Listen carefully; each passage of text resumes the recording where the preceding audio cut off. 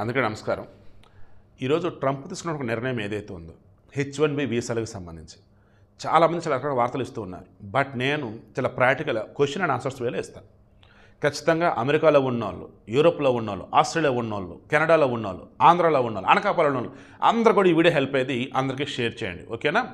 అమెరికాలో ఉన్నటువంటి నా ఫ్రెండ్స్ని, కొంతమంది ఎక్స్పర్ట్స్ని అందరిని అడిగాక ఫీడ్బ్యాక్ తీసుకున్నాక అండ్ నాకు ఆల్రెడీ ఉన్నటువంటి పరిజ్ఞానం మేరకు మొత్తం క్రాస్ చెక్ చేసుకున్నాక ఈ వీడియో ఇస్తున్నాను.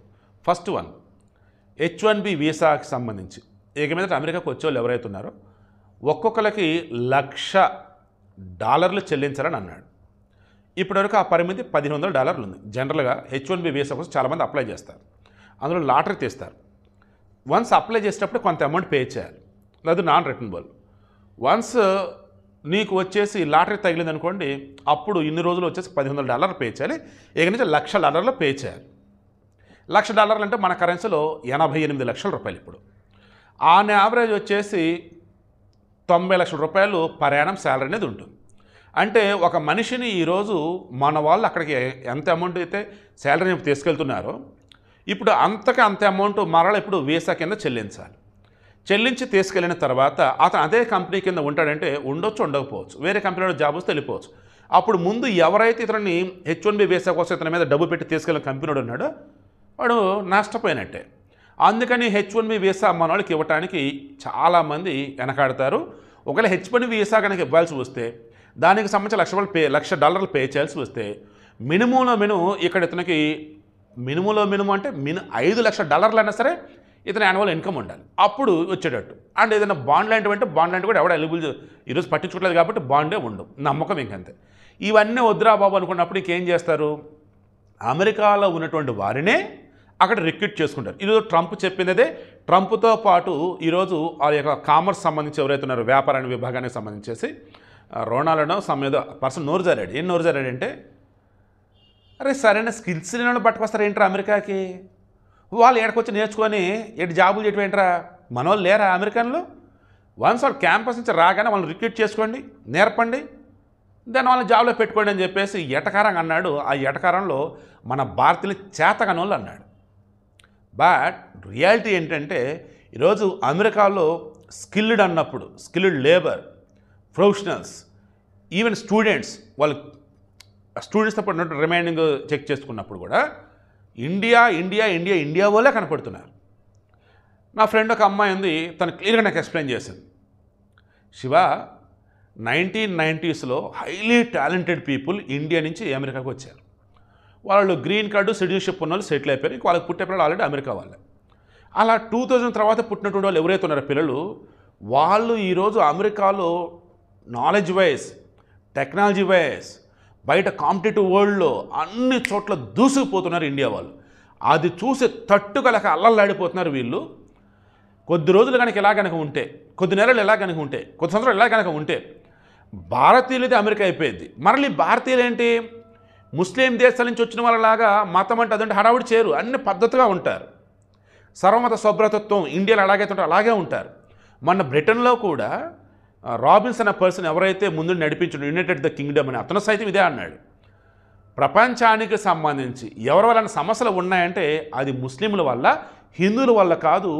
హిందువులు అన్న వాళ్ళు వస్తారు, వాళ్ళ పనులు చూసుకుని అందరితో కలిసిపోతారు. బట్ ముస్లింలు అలా కాదు, వాళ్ళకంటూ సెపరేట్ కల్చర్, వాళ్ళకంటూ సెపరేట్ ఆర్గనైజేషన్స్, వాళ్ళకంటూ అన్నీ సెపరేట్. చివరికి ఎలాగంటే ఇక్కడ ఉన్నటువంటి వాళ్ళు మైనర్లు అవుతారు, వచ్చినటువంటి ముస్లింలు మేజర్లు అవుతారు, ఆటోమేటిక్ ముస్లిం కంట్రీ అయిపోయింది. అదే మా భయం అని చెప్పాడు. సో ఇటువంటి పేర్లు అమెరికా వాళ్ళు కాదు, ఎవరికి కూడా లేవు, ఏది హిందువులకు సంబంధించి. అలాంటప్పుడు ఇంకేంటి, అంత ఆబ్వియస్ మరి హిందువులుగా సపోర్ట్ కదా భారతదేశం చుట్టం వాళ్ళంటే. అంటే త్వరలో భారతీయుల చేతులకు అమెరికా వెళ్ళబోతుంది. మళ్ళీ ఆ భారతీయులు ఎవరు అంటే యాజ్ పర్ అమెరికా రాజ్యాంగం అక్కడ ఉన్నటువంటి వాళ్ళే కాబట్టి వాళ్ళు ఇంకా భారతీయులు గారు, అమెరికన్లు అవుతారు. బట్ వాళ్ళ మూలాలు ఏంటంటే భారతీయ మూలాలు. సో మరి ఇప్పుడు ఏం చేయాలి, ఉన్నటువంటి వాళ్ళు okay, highly skilled and highly talented, వాళ్ళ అయ్యా అమ్మ వచ్చేసి ప్రొఫెషనల్స్, వాళ్ళ వరకు ఓకే. కొత్తగా ఇప్పుడు H1B మీద కనుక ఎవరైనా వస్తూ ఉంటే ఆ తర్వాత ఫస్ట్ వచ్చిన 3 సంవత్సరాలు కాకుండా ఆ తర్వాత మరలా 3 సంవత్సరాలు ఎక్స్టెన్షన్ అనుకుంటూ పోయినా వాళ్ళు ఇక్కడ ఉండటానికి వీలు లేదన్నట్టుగా మనం ఈ వీసా ఫీజులు పెడదాం. అప్పుడు ఆటోమేటిక్గా వాళ్ళ దేశాలకు వెళ్ళిపోతారు, ఆటోమేటిక్ ఇక్కడ ఉన్న అమెరికన్లకు జాబులు ఇస్తారు. అయితే మీరు అనొచ్చు, అదేదో నిన్నటి వరకు H1B వీసాలను మన వాళ్ళు పిలిపించే బదులు అమెరికన్లకే ఇవ్వచ్చు కదని. అమెరికన్లకు సంబంధించి వాళ్ళకి బేసిక్ ఇంత శాలరీ అనేది ఇవ్వాలి. కనీస వేతన చట్టం అంటారు మన దగ్గర, అలా ఇస్తూ గంట చొప్పున ఇంత అని ఇవ్వాలి, ఇస్తూ జాబ్ సెక్యూరిటీ ఉండాలి వాళ్ళకి. అంటే పర్మనెంట్ జాబ్ అన్నట్టు. మనోళ్ళు ఏంటి, కన్సల్టెన్సీలు మనోళ్ళవే ఉంటాయి, మన ఆంధ్ర వాళ్ళవే మన ఇండియా వాళ్ళవే ఉంటాయి కన్సల్టెన్సీలు.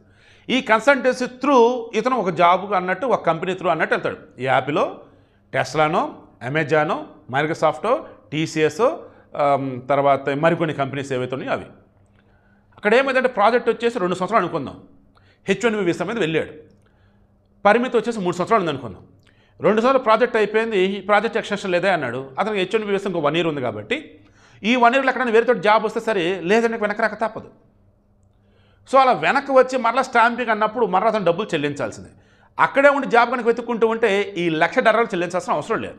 తర్వాత ట్రంప్ ఏం చెప్పాడు, వేరే దేశాల నుంచి ఎవరైతే అక్కడికి వస్తున్న H1B మీద వారికి $1,00,000 అన్నాడు. ఒకవేళ మనోళ్ళు అక్కడే చదువుకుంటూ ఉండి అక్కడ కనుక ఉద్యోగాలు తెచ్చుకున్నట్టయితే వాళ్ళు డబ్బు చెల్లించాల్సిన అవసరం లేదు. ఎందుకు, ఎడ్యుకేషన్ వీసా మీద వెళ్ళారు, అక్కడ ఆల్రెడీ జాబ్ వచ్చింది, ఇవాళ డబ్బు చెల్లించాల్సిన అవసరం లేదు.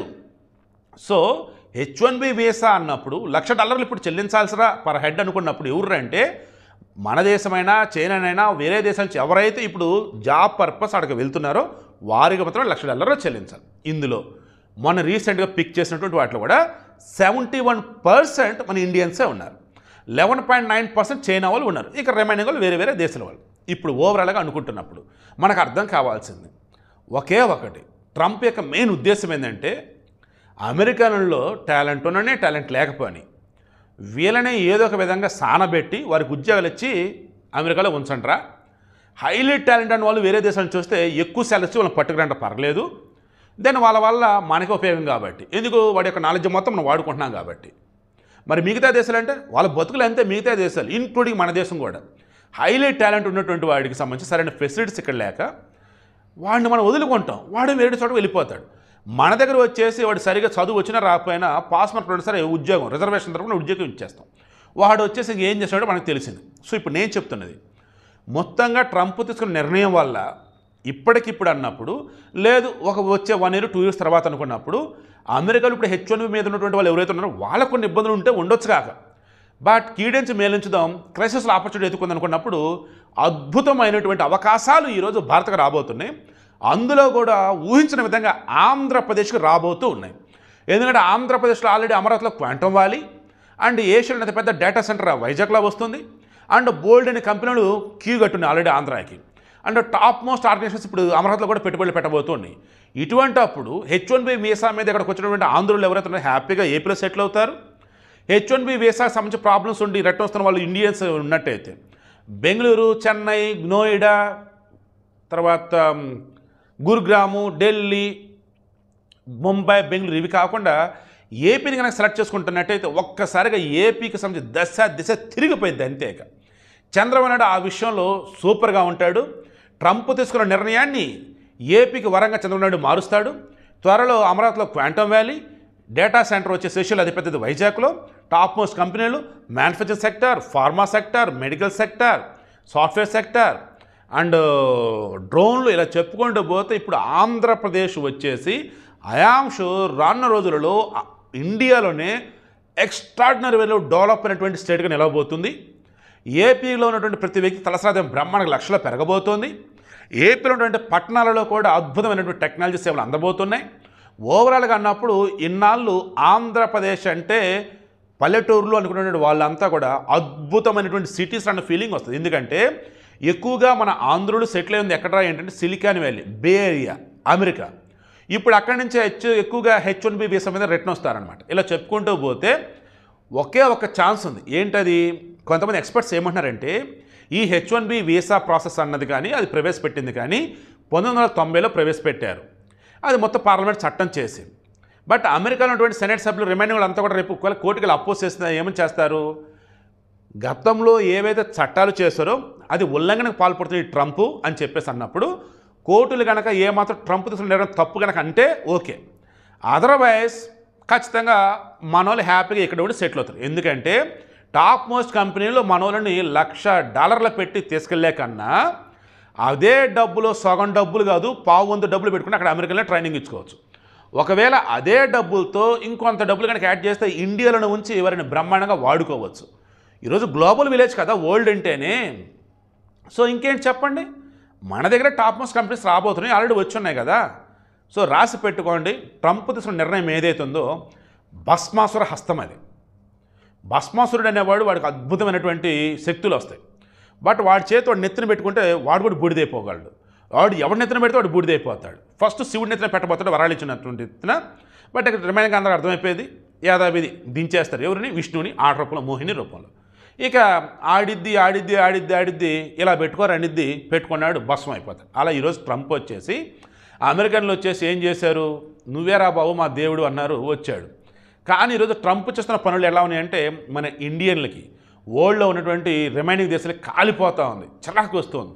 ఇక అందుకే ఏం బాబు, ఓహో నీ దగ్గర శక్తులు ఉన్నాయా, ఏమ్మా ఏ శక్తులమ్మా ఏంటమ్మా అని చెప్పేసి అవునో కాదో అతనికి తెలియకుండానే అతను చేపట్టుకున్నట్టు చేశారు. భస్సం అయితే కాడు, కానీ అమెరికాలో ఉన్నటువంటి హైలీ టాలెంట్ వాళ్ళు ఎవరైతున్నారో ఇప్పుడు అంతా కూడా వేరే దేశాలకు వెళ్ళిపోతారు. అక్కడ ఉన్న వాళ్ళు ఎవరైతే ఉన్నారో వాళ్ళతోనే ముందుకు సాగాలి. ఇలా చెప్పుకుంటూ పోతే యూత్ వచ్చేసి అక్కడ కొంచెం తక్కువగానే ఉన్నారు. వేరే దేశం నుంచి వచ్చే వాళ్ళు అక్కడ సెటిల్ అయితే సూపర్, బట్ అది పొజిషన్ ఇప్పుడు లేదు. సో కన్క్లూజన్ ఏంటి, భస్మాసురుడిలాగా వచ్చిన అవకాశాన్ని దుర్వినియోగం చేసుకున్నాడు ట్రంప్. బట్ అమెరికాలో ట్రంప్ నిర్ణయాన్ని మిగతా దేశాలు సద్వినియోగం చేసుకున్నారంటే అందరికన్నా ఎక్కువగా సద్వినియోగం చేసుకునేది ఇండియాలో కూడా ఎక్స్ట్రాడినరీ వేలో దాన్ని సద్వినియోగం చేసుకుని ఆంధ్రప్రదేశ్ దిశను మార్చబోతున్న చంద్రబాబు నాయుడు. ఈ మాటని కట్టుబడి ఉంటా 2024 ఎన్నికలలో జగన్మోహన్ రెడ్డి అడ్రస్ లేకుండా పోతాడు, ప్రతిపక్ష నేత హోదా కూడా వాళ్ళకి రాదు, సెకండ్ ప్లేస్లో జనసేన ఉండింది, ఫస్ట్ ప్లేస్ టీడీపీ ఉండింది అని చెప్పి జరిగింది. అదే నేను జ్యోతిష్యుని కాదు, సిచ్యువేషన్ అనలైజ్ చేసి ఇస్తున్నటువంటి అంశాలు అవన్నీ కూడా ఇప్పుడు కూడా అదే చెప్తున్నా. రానున్న రోజుల్లో అద్భుతంగా ఆంధ్రప్రదేశ్ డెవలప్ కాబోతుంది. రానున్న రోజుల్లో ఇండియా అమెరికాని దాటి అతిపెద్ద ఆర్థిక శక్తికి అవతరించబోతుంది. మనకన్నా ముందుంటే చైనా అయితే ఉండొచ్చు. సో అంతిమంగా ఏంటి మరి, అమెరికన్లు చేజేతారు ట్రంప్ అనేవాడిని తెచ్చి వారిని ఊహించిన విధంగా కష్టాలకు నెట్టేసుకున్నారు. అమెరికా అన్నప్పుడు ఒకప్పుడు వలస రాజ్యం అంటారు, ఇప్పుడు అదే అంటారు. కానీ గొప్పదైనటువంటి తెలివితేటలు అక్కడ ఉంటారు, బట్ ఇప్పుడు ఆడ ఉండరు. ఉన్నోళ్ళతో గెటిన్ అవ్వాలి. సో అంతిమంగా మిగతా దేశాల కన్నా ఏమో తెలియదు, కానీ భారతదేశానికి అతి గొప్ప మేలు చేశాడు. 1-2-3 ఇయర్స్లో కొంచెం ఇబ్బందులు పడితే పడవచ్చు. ఆఫ్టర్ 3 ఇయర్స్ అద్భుతంగా ఇండియా ఉంటుంది, అత్యద్భుతంగా ఆంధ్ర ఉంటుంది. అందులో నో డౌట్ రాసి పెట్టుకోండి. ఈ జర్నలిస్ట్ శివప్రసాద్ క్యాటలిస్ట్ స్పీచ్ ఛానల్లో చెప్పింది ఏదైతే ఉందో అదే నిజం కాబోతూ ఉంది. ట్రంప్ తీసుకున్న నిర్ణయం ఆంధ్రులను ఎత్తున పాలు పోసింది. చంద్రబాబునాయుడికి ఒక వరంలాగా దొరికింది, దానిని అద్భుతంగా వాడతాడు. తిరుగులేని విధంగా ఓ శక్తిగా ఆంధ్రప్రదేశ్ అవతరిస్తుంది.